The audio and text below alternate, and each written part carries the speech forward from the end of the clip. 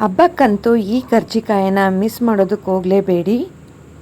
ಅದೇ ರೀತಿಯಾಗಿ ಮಾಡೋದು ಕೂಡ ತುಂಬ ಸುಲಭ, ಈಸಿಯಾಗಿ ಮಾಡುವಂಥ ಸ್ನ್ಯಾಕ್ಸ್ ಆಗ್ಬೋದು, ಸೈಡ್ ಡಿಶ್ ಆಗ್ಬೋದು, ಫಂಕ್ಷನ್ಗಳಿಗಾಗ್ಬೋದು, ಹಬ್ಬಗಳಿಗಾಗ್ಬೋದು ಮಾಡುವಂಥ ಸ್ವೀಟ್ ರೆಸಿಪಿ. ಟ್ರೆಡಿಷ್ನಲ್ ಅಂದರೂ ಕೂಡ ತಪ್ಪಾಗೋದಿಲ್ಲ.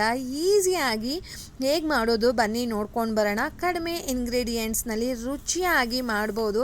ಬಾಯಲ್ಲಿಟ್ರೆ ಕರಗುತ್ತೆ ರೀ. ಈ ರೀತಿಯಾಗಿ ಒಂದ್ಸಲ ಟ್ರೈ ಮಾಡಿ ನೋಡಿ, ಕಳೆದೋಗ್ಬಿಡ್ತೀರಾ, ಅಷ್ಟು ಚೆನ್ನಾಗಿರುತ್ತೆ. ನೀವೇ ನೋಡ್ತಾ ಇದ್ದೀರಾ ಎಷ್ಟು ಚೆನ್ನಾಗಿ ಬಂದಿದೆ ಅಂತ.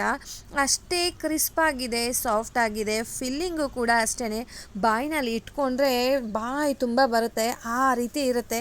ಇನ್ನೂ ಬೇಕು ಅಂತ ಅನ್ನಿಸ್ತಾ ಇರುತ್ತೆ. ಪೂರಿ ಹಿಟ್ಟಿಗೆ ಏನೆಲ್ಲ ಬೇಕು ನೋಡೋಣ ಬನ್ನಿ. ನಾನಿಲ್ಲಿ ಕಪ್ ಮೆಷರ್ಮೆಂಟಲ್ಲಿ ತೊಗೊಂಡಿದ್ದೀನಿ 1 ಕಪ್ಪಷ್ಟು ಮೈದಾ ಹಿಟ್ಟು. ಅದೇ ಕಪ್ಪು ಮೆಷರ್ಮೆಂಟಲ್ಲಿ ನಾನು 2 ಕಪ್ಪಷ್ಟು ಚಿರೋಟಿ ರವೆಯನ್ನು ಹಾಕ್ತಾ ಇದ್ದೀನಿ. 1 ಸ್ಪೂನು ಸಕ್ಕರೆ, ಚಿಟಿಗೆ ಅಥವಾ 1/4 ಟೀ ಸ್ಪೂನಷ್ಟು ಉಪ್ಪು, 3 ರಿಂದ 4 ಸ್ಪೂನಷ್ಟು ತುಪ್ಪ, ಚಿಟಿಗೆ ಅರಿಶಿಣ. ಇಷ್ಟನ್ನು ಡ್ರೈ ಮಿಕ್ಸ್ ಮಾಡ್ಕೊಳ್ಳೋಣ. ಚೆನ್ನಾಗಿ ಮೈದಾ ಹಿಟ್ಟು ಎಲ್ಲ ಪ್ರತಿಯೊಂದು ಕೂಡ ಹೊಂದ್ಕೊಬೇಕು. ಆ ರೀತಿಯಾಗಿ ಡ್ರೈ ಮಿಕ್ಸ್ ಮಾಡ್ಕೊಳ್ಳೋಣ. ಈ ರೀತಿ ಮಾಡಿದ್ರೆ ಬಾಯಲ್ಲಿಟ್ರೆ ಕರ್ಗೋಗುತ್ತೆ, ಕ್ರಿಸ್ಪಾಗಿರುತ್ತೆ. ನೀವು ತಿಂಗಳ ತನಕ ಇಟ್ಟರೂ ಕೂಡ ಅದು ಮೆತ್ತವಾಗೋದಿಲ್ಲ, ಅದೇ ಕ್ರಿಸ್ಪಿನೆಸ್ ಇರುತ್ತೆ ಸ್ನೇಹಿತರೆ. ಈ ರೀತಿಯಾಗಿ ಒಂದ್ಸಲ ಟ್ರೈ ಮಾಡಿ ನೋಡಿ. ಈ ರೀತಿಯಾಗಿ ಅದು ಉಂಡೆ ಶೇಪಿಗೆ ಬರಬೇಕು. ಜಸ್ಟ್ ಅದು ಒಂದು ಶೇಪ್ ಬರಬೇಕು ಅಷ್ಟೇ, ಅಷ್ಟಿದ್ರೆ ಕರೆಕ್ಟಾಗಿದೆ ಅಂತ. ಇವಾಗ ಇದಕ್ಕೆ 2 ಸ್ಪೂನಷ್ಟು ಎಣ್ಣೆಯನ್ನು ಬಿಸಿ ಮಾಡಿ ಹಾಕ್ಕೊಂಡಿದ್ದೀನಿ. ಎಣ್ಣೆ ಹಾಕೋದ್ರಿಂದ ಕ್ರಿಸ್ಪಿನೆಸ್ಸು ತುಂಬ ಚೆನ್ನಾಗಿ ಬರುತ್ತೆ ಮತ್ತು ಸಾಫ್ಟಾಗಿ ಇರುತ್ತೆ. ಇದನ್ನೆಲ್ಲ ನೋಡಿ ಡ್ರೈ ಮಿಕ್ಸ್ ಮಾಡ್ಕೋತಾ ಇದ್ದೀನಿ. ಇವಾಗ ಇದಕ್ಕೆ ಸ್ವಲ್ಪನೇ ನೀರನ್ನು ಹಾಕ್ಕೊಂಡು ಪೂರಿ ಹಿಟ್ಟಿನ ಅದಕ್ಕೆ ಕಲಿಸ್ಕೊಳ್ಬೇಕು. ಅಂದರೆ ಚಪಾತಿ ಹಿಟ್ಟು ಅಂತ ಹೇಳ್ತೀವಲ್ವ, ಅದಕ್ಕೆ ಕಲಿಸ್ಕೊಬೇಕು. ನೋಡಿ ಈ ರೀತಿಯಾಗಿ ಈ ಒಂದು ಕನ್ಸಿಸ್ಟೆನ್ಸಿ ಇತ್ತು ಅಂದರೆ ಪರ್ಫೆಕ್ಟಾಗಿದೆ. ಸ್ವಲ್ಪ ತೆಳುವಾಗಿಯೇ ಕಲಿಸ್ಕೊಳ್ಳೋಣ. ಇದಕ್ಕೆ 1-2 ಸ್ಪೂನಷ್ಟು ಎಣ್ಣೆ ಹಾಕ್ಬಿಟ್ಟು ಮುಚ್ಚಿಟ್ಬಿಡೋಣ. ಈಗ ಸ್ಟಫಿಂಗನ್ನು ಹೇಗೆ ಮಾಡೋದು ಬನ್ನಿ ನೋಡ್ಕೊಂಡು ಬರೋಣ. ನಾನಿಲ್ಲೊಂದು ಮಿಕ್ಸಿ ಜಾರ್ಗೆ 1 ಕಪ್ಪಷ್ಟು ಕಡಲೆ ಬೀಜನ ಲೋ ಫ್ಲೇಮ್ನಲ್ಲಿ ಹುರಿದ್ಬಿಟ್ಟು ಸಿಪ್ಪೆ ತೆಗೆದು ಇಟ್ಕೊಂಡಿದ್ದೀನಿ. ಅದೇ ಕಪ್ಪಲ್ಲಿ 1 ಕಪ್ಪಷ್ಟು ಹುರಿಗಡಲೆ ಹಾಕ್ತಾಯಿದ್ದೀನಿ. ಏಲಕ್ಕಿ ಪುಡಿ, ನಾನು ಇದನ್ನು ಸಕ್ಕರೆ ಜೊತೆ ಮಿಕ್ಸ್ ಮಾಡ್ಕೊಂಡಿದ್ದೆ ಅಲ್ವಾ, ಅದಕ್ಕೆ ಏಲಕ್ಕಿ ಪುಡಿಯನ್ನು 2 ಸ್ಪೂನ್ ಹಾಕಿದ್ದೀನಿ. ಇಲ್ಲಿ ಸಕ್ಕರೆ ಕ್ವಾಂಟಿಟಿ ಜಾಸ್ತಿ ಇದೆ. ಇದನ್ನು ಮಿಕ್ಸಿನಲ್ಲಿ ಫೈನ್ ಪೌಡರ್ ಮಾಡಬಾರ್ದು, ಸ್ವಲ್ಪ ತರಿಯಾಗಿ ಇರಬೇಕು. ಇದನ್ನು ಒಂದು ಮಿಕ್ಸಿಂಗ್ ಬೌಲಿಗೆ ಹಾಕೋತಾ ಇದ್ದೀನಿ. ನಾನು ಮಿಕ್ಸಿ ಮಾಡಿರೋ ಅಂಥದ್ದು ಕಡಲೆ ಬೀಜ, ಕಡಲೆ ಮತ್ತು ಏಲಕ್ಕಿ ಪುಡಿ. ಅದೇ ಕಪ್ಪು ಮೆಜರ್ಮೆಂಟಲ್ಲಿ ನಾನು ಕೊಬ್ಬರಿ ತುರಿಯನ್ನು ಕೂಡ ಹಾಕೋತಾ ಇದ್ದೀನಿ. ಅರ್ಧ ಕಪ್ಪು ಬಿಳಿ ಎಳ್ಳನ್ನು ಹುರಿದ್ಬಿಟ್ಟು ಪುಡಿ ಮಾಡಿ ಹಾಕ್ಕೊಂಡಿದ್ದೀನಿ. 1.5 ಕಪ್ಪಷ್ಟು ಬೆಲ್ಲ ಹಾಕೋತಾ ಇದ್ದೀನಿ. 1 ಸ್ಪೂನಷ್ಟು ಗಸಗಸೆ. ಇಷ್ಟನ್ನು ಚೆನ್ನಾಗಿ ಮಿಕ್ಸ್ ಮಾಡ್ಕೊಳ್ಳೋಣ. ಆದಷ್ಟು ಈ ಬೆಲ್ಲನೇ ಹಾಕಿ ಸ್ನೇಹಿತರೆ. ಆರ್ಗ್ಯಾನಿಕ್ ಬೆಲ್ಲ ಬರುತ್ತಲ್ಲ, ಅದನ್ನು ಹಾಕಿದ್ರೆ ಟೇಸ್ಟು ಚೇಂಜ್ ಆಗಿಬಿಡುತ್ತೆ. ಈ ರೀತಿ ಮಾಡಿದ್ರೆ ಸ್ಟಫಿಂಗ್ ತುಂಬ ಚೆನ್ನಾಗಿರುತ್ತೆ. ನಾನು ಹೇಳ್ದಾಗೆ 1-2 ಸಾಕಾಗೋದಿಲ್ಲ, ಜಾಸ್ತಿನೇ ಬೇಕು ಅಂತ ಅನ್ನಿಸ್ತಾ ಇರುತ್ತೆ. ಇವಾಗ ಅದನ್ನು ಸೈಡಲ್ಲಿ ಇಟ್ಬಿಟ್ಟು ನಾವು ರೆಡಿ ಮಾಡಿ ಇಟ್ಕೊಂಡಿದ್ವಲ್ಲ ಪೂರಿ ಹಿಟ್ಟನ್ನು ಒಂದು ರೌಂಡು ಚೆನ್ನಾಗಿ ಮಿತ್ಕೊಳ್ಳೋಣ. ನೋಡಿ ಚೆನ್ನಾಗಿ ಇದು ರೆಡಿ ಆಗಿದೆ. ಹಿಟ್ಟು ಈ ರೀತಿಯಾಗಿ ಇರಬೇಕು. ಎಷ್ಟು ಸಣ್ಣಗೆ ತೊಗೊಳ್ಬೇಕು ಅಂತ ಅಂದರೆ ನಾವು ಪೂರಿ ಲಟ್ಸೋದಕ್ಕೆ ತೊಗೋತೀವಲ್ಲ, ಅದಕ್ಕೂ ಸಣ್ಣದಾಗಿ ಉಂಡೆಗಳನ್ನು ರೆಡಿ ಮಾಡ್ಕೊಳ್ಬೇಕು. ಆ ಉಂಡೆನ ರೆಡಿ ಮಾಡ್ಕೊಂಡ್ಮೇಲೆ ಹಿಟ್ಟಲ್ಲಿ ನಾನು ಡಿಪ್ ಮಾಡಿ ತೊಗೊಂಡಿದ್ದೀನಿ. ನಾನಿಲ್ಲಿ ಮೈದಾ ಹಿಟ್ಟಲ್ಲೇ ಡಿಪ್ ಮಾಡಿ ತೊಗೊಂಡಿರೋದು. ಇದು ಪೂರ್ತಿ ತೆಳುವಾಗಿಯೇ ಲಟ್ಟಿಸ್ಬೇಕು ಸ್ನೇಹಿತರೆ. ಪೂರ್ತಿ ತೆಳುವು ಅಂದರೆ ಟ್ರಾನ್ಸ್ಪರೆಂಟ್ ಆಗಿಬಿಡಬೇಕು, ಅಷ್ಟು ತೆಳುವಾಗಿ ಲಟ್ಟಿಸ್ಬೇಕು. ನೀವೇ ನೋಡ್ತಾ ಇದ್ದೀರಲ್ವ, ನೋಡಿ ಎಷ್ಟು ತೆಳುವಾಗಿ ಬರುತ್ತೆ ಅಂತ. ತುಂಬ ತೆಳುವಾಗಿ ಲಟ್ಟಿಸ್ಬೇಕು. ಅದು ಎಷ್ಟು ಸ್ಪ್ರೆಡ್ ಆಗುತ್ತೆ ಅಷ್ಟೂ ಕೂಡ ನೀವು ಲಟ್ಟಿಸಿ ನೋಡಿ, ಟ್ರಾನ್ಸ್ಪರೆಂಟ್ ಥರ ಕಾಣ್ತಾ ಇದೆ.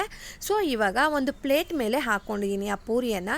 ಇವಾಗ ಇದಕ್ಕೆ ಸ್ಟಫಿಂಗನ್ನು ಫಿಲ್ ಮಾಡ್ತಾ ಇದ್ದೀನಿ. 1 ಸ್ಪೂನು ಅಥವಾ 2 ಸ್ಪೂನು ಆ ರೀತಿಯಾಗಿ ಹಾಕ್ಕೊಳ್ಬೋದು. ಅದು ಎಷ್ಟು ಹಿಡಿಯುತ್ತೆ ನೋಡಿ ಹಾಕ್ಕೊಳ್ಬೋದು. ನಾನಿಲ್ಲಿ ಸ್ವಲ್ಪ ದೊಡ್ಡದಾಗಿರೋವಂಥ ಸ್ಪೂನನ್ನು ತೊಗೊಂಡಿರೋದ್ರಿಂದ 1 ಸ್ಪೂನ್ ಹಾಕ್ಕೊಂಡಿದ್ದೀನಿ. ನೀವು ತಿಂಡಿ ತಿನ್ನೋವಂಥ ಸ್ಪೂನ್ ತೊಗೊಂಡ್ರೆ 2 ಸ್ಪೂನ್ ಹಿಡಿಯುತ್ತೆ. ನೋಡಿ ಇದನ್ನು ಈ ರೀತಿಯಾಗಿ ಸ್ವಲ್ಪ ಹಾಗೆ ಮಾಡಿದ್ರೆ ಅಷ್ಟು ಚೆನ್ನಾಗಿರೋದಿಲ್ಲ. ಸ್ವಲ್ಪ ಏನಾದರೂ ಡಿಸೈನ್ ಇತ್ತು ಅಂತ ಹೇಳಿದ್ರೆ ತುಂಬ ಚೆನ್ನಾಗಿರುತ್ತೆ. ನೋಡಿ ಈಸಿಯಾಗಿಯೇ ಮಾಡ್ಕೊಂಡು ಬಿಡ್ಬೋದು ರೀ. ನೋಡಿ ಎಷ್ಟು ಚೆನ್ನಾಗಿ ಆ ಚೈನ್ ಲಿಂಕ್ ಥರ ಬರ್ತಾ ಇದೆ ಅಲ್ವಾ, ಈಸಿಯಾಗಿ. ನೋಡಿ ಅದಕ್ಕೇ ನಿಮಗೆ ನಿಧಾನಕ್ಕೆ ತೋರಿಸ್ತಾ ಇದ್ದೀನಿ. ತುಂಬ ಈಸಿಯಾಗಿ ಮಾಡ್ಕೊಂಡು ಬಿಡ್ಬೋದು. ನೋಡಿ ಡಿಸೈನು ಕೂಡ ತುಂಬ ಚೆನ್ನಾಗಿ ಬಂದಿದೆ, ನೋಡೋಕ್ಕೂ ಚೆನ್ನಾಗಿ ಕಾಣ್ತಾ ಇದೆ. ನೋಡಿ ಎಷ್ಟು ಚೆನ್ನಾಗಿದೆ ಅಲ್ವಾ. ಸೊ ಈ ರೀತಿಯಾಗಿ ಪ್ರತಿಯೊಂದನ್ನು ರೆಡಿ ಮಾಡಿ ಇಟ್ಕೊಂಡ್ಬಿಡೋಣ. ನಾನು ಒಂದು ಸಲಿಗೆ ಸುಮಾರು ಒಂದು 6 ಈ ಥರ ಕರ್ಜಿಕಾಯನ್ನು ತೇಲಿಸ್ಬೋದು ಅಷ್ಟು ಎಣ್ಣೆಯನ್ನು ತೊಗೊಂಡಿದ್ದೀನಿ. ಇವಾಗ ನಾನು ಒಂದೇ ಸಲ ಒಂದು 20-25 ಇಷ್ಟನ್ನು ಮಾಡಿ ಎತ್ತಿಟ್ಕೊಂಡಿದ್ದೆ.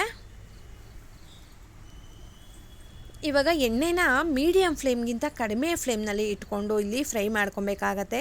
ಮೈದಾ ಹಿಟ್ಟು ಚಿರೋಟಿ ರವೆ ಹಾಕಿರೋದ್ರಿಂದ ಬೇಗ ಫ್ರೈ ಆಗಿಬಿಡುತ್ತೆ ಮೇಲ್ಗಡೆ ಇರೋವಂಥ ಕೋಟಿಂಗು.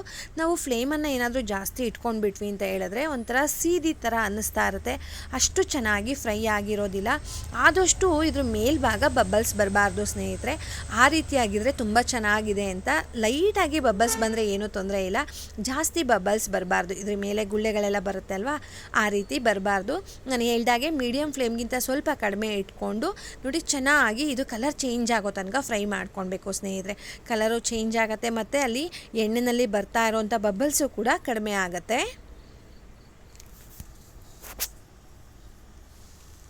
ನೋಡಿ ಹಿಂಗೆ ಎರಡೂ ಕಡೆನೂ ಒಂದು 2-3 ಸಲ ಈ ರೀತಿಯಾಗಿ ಉಲ್ಟಾ ಮಾಡಿಕೊಂಡು ಚೆನ್ನಾಗಿ ಫ್ರೈ ಮಾಡ್ಕೊಳ್ಳೋಣ.